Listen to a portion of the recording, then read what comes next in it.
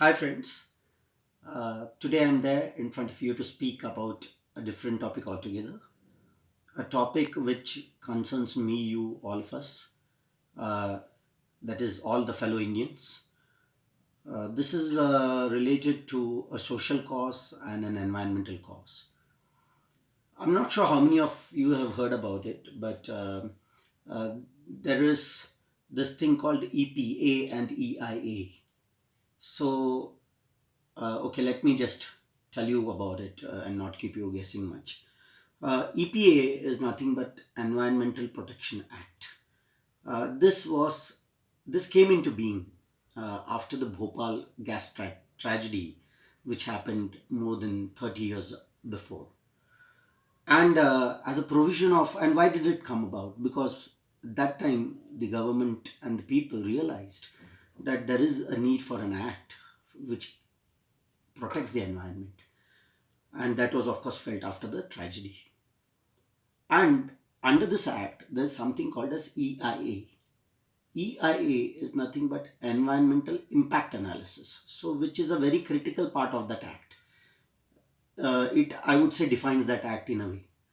The environmental impact analysis is something that any project which has to be set up, basically any industrial project, if I may say so, needs to get a clearance, EIA clearance from the government as under the aegis of the EPA. So EIA clearance is environmental impact analysis clearance. So basically nothing but an analysis is supposed to be done of the impact that your project is or our project is going to have on the environment where it is supposed to be set up. So that is what EIA is all about. Okay, it had different provisions under the EIA, or it has rather, I would say. The provisions are like, for example, things like getting a public opinion, because my project, whichever I'm going to set up, is going to be at some place where the locals there or the people around are going to or may be impacted. So it's very important, and not just the people, the flora, the fauna, the wildlife of that place would be impacted or may be impacted. So it entails doing an analysis of all such impacts. Not just that, it entails getting public opinion before a clearance is given to such a project. And in cases where it's deemed that there is an impact, but yes, but probably the cost and benefit analysis is done in terms of, okay, what is the cost or to the environment, and what is the impact or what is the benefit. And sometimes if the benefits are supposed to be good enough, then maybe there are provisions to be made.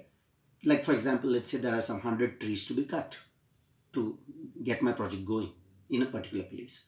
So there would be a provision that in lieu of these 100 trees that you're going to cut here, you're going to provide for some 100 or 1,000 trees somewhere else.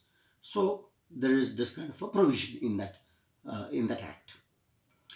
Now, in 2020, and somewhere around the COVID timelines, just when COVID was about to had just set in, I would say, there was this draft EIA released by the existing government, existing Ministry of what, as we call it, as Ministry of Environment, Forest and Climate Change, MOEFCC.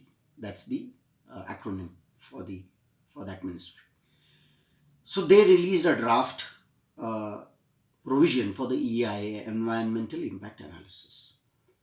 Uh, the problem with this draft provision, which was released by the ministry, is that there are so many gaps, so many unreasonable, so many draconian provisions as a part of this draft EIA, which really calls for us to raise our voice, to raise our concern, to put back our feedback.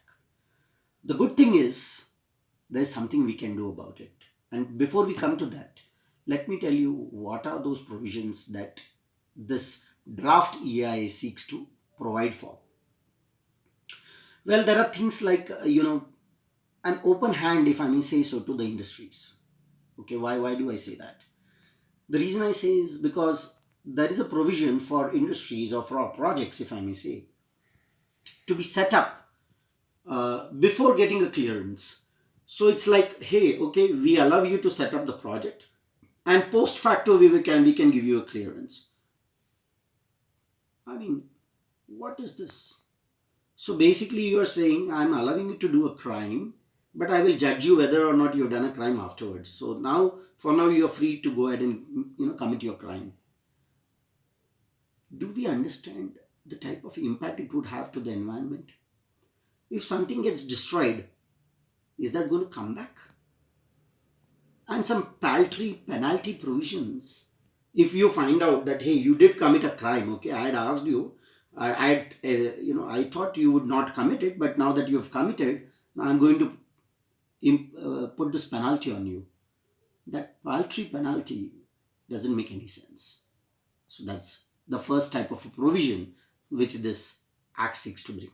There are many such. I'll only be highlighting about two or three, and then I can give you some references where you can go and check for the larger details. The second, the provision which this draft act or draft EIA seeks to bring is like related to the public opinion or public feedback. As I said, public feedback is always sought for. The provision so far before the draft has come into picture was for 30 days worth of public opinion to be gathered before a project gets set up or clearance needs to be given to a project. Now the provision under this new draft is to cut it to 20 days. I mean, it takes ages for a project to set up, or if not ages, at least months. And even before people come to know about something like this, it's months before it passes off. And here we are giving 20 days to the public to come back with their feedback. Is this really just? I mean, this is like a lip service, it's a mockery. We are just providing something just as a checkbox so that we can say that, hey, we had provision for public opinion. Come on. I mean, please, let's be reasonable. In fact, I would have said that instead of 30 days, we should have given 60 days or even 90 days for that matter, for a proper public opinion to be collated. And here we are talking about 20 days. Surely not given, right? Another such provision is like, a definition of a strategic project. Now, the government is free to decide or to claim something as a strategic project and to go ahead and just implement it, because such strategic projects are supposed to be out of the purview of the EPA. I mean, come on. Government, I understand there are defense and security concerns, or some things which are not to be shared with everybody, and which are of very prime importance to the country. But it's not just limited, the strategic projects are not just limited to the defense or security. They go beyond, much beyond. So basically, it's like giving a free hand to the government that they can decide or they can declare anything as a strategic project and just go ahead. I mean, again, I don't get this. As I said, there are a lot of such provisions which I would urge you all. I have I've gone into the depths, of course, to some extent. I'm not an expert, but yes, I believe people like you and me can make a difference by raising our voice. And how can we do that? That comes to the next question, right? So there are multiple ways. One is to create awareness, simple thing.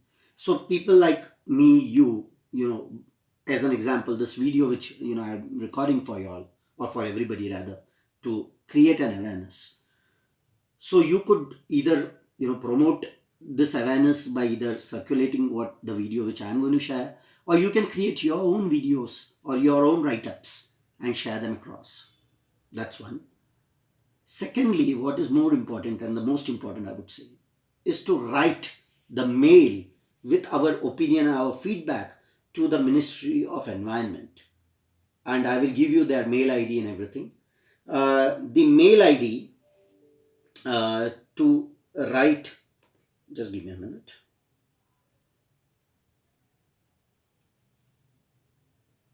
To write the mail to the ministry is EIA 2020 hyphen MOEFCC @gov.in.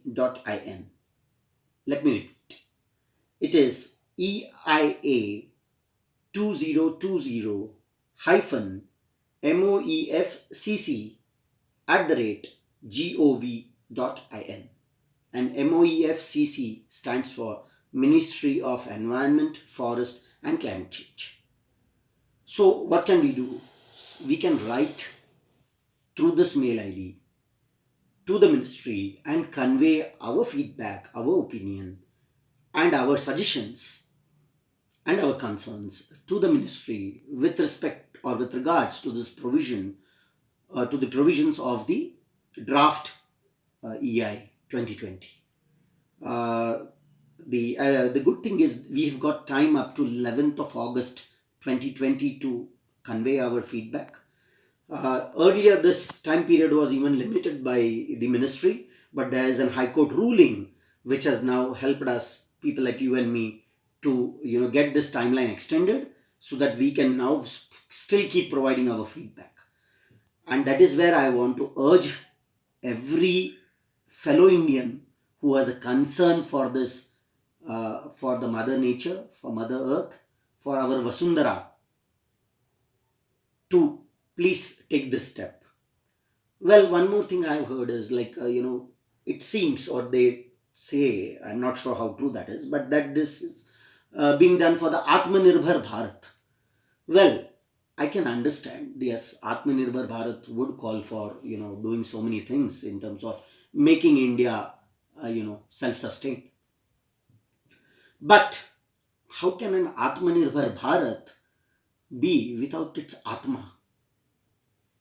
Can we really imagine an Atmanirbhar Bharat without the Atma?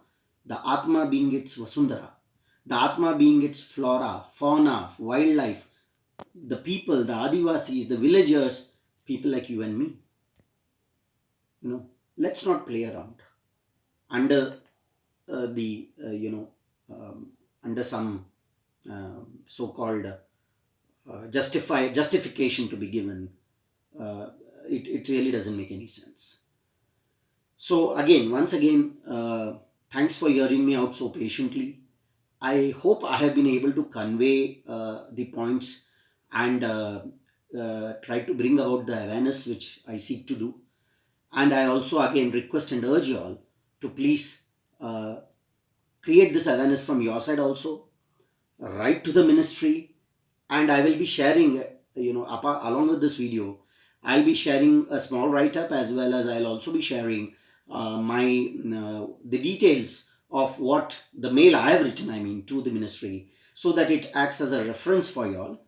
And you could either, if you want to directly, copy paste from my mail, or you could of course use it as a reference, and you want to write your own mail to the ministry, please do so. Thanks once again for hearing me out, and I do hope and appreciate that you would join me in this cause, which is for you and me and for all of us and for our Mother Earth. Thank you. Thanks a lot.